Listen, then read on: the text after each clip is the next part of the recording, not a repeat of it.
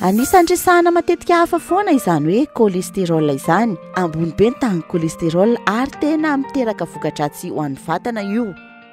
Na izany naty izany ara nefa dia fantaro fa ny aty sy ny tsinay be no anisan'ny tena mijaly rehefa ambony ny tahan'ny kôlesterôla.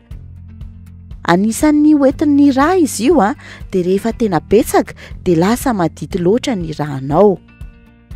Fantaro ary fa azo atao tsara ny misoroka izay fiakaran'ny tahan'ny kôlesterôla izay ao anatin'ny vatanao.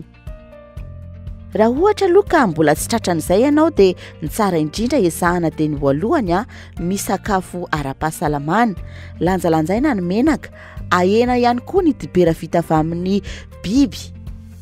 Ankoatran'izay anefa mila ahena ny fihinanana zava-mahadomelina tahaka ny toaka, paraky, sigara. Azo tombony mila ampianao ny mandeha tongotra 30 minitra isan'andro. Izay aloha no ataonao raha ohatra ka mbola tsy tratran'ilay fiakaran'ny tohana kôlesterôla ianao.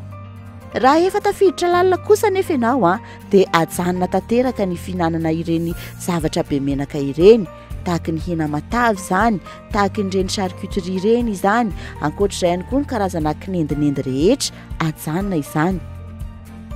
Mila mihinana sakafo ara-pahasalamana, mila esorina ny kôlesterôla ao anatiny, tahaka ny hoe mihinana ranona persily, mihinana ranona zava-maitso tenehina dia manampy be manala ny tahan'ny kôlesterôla.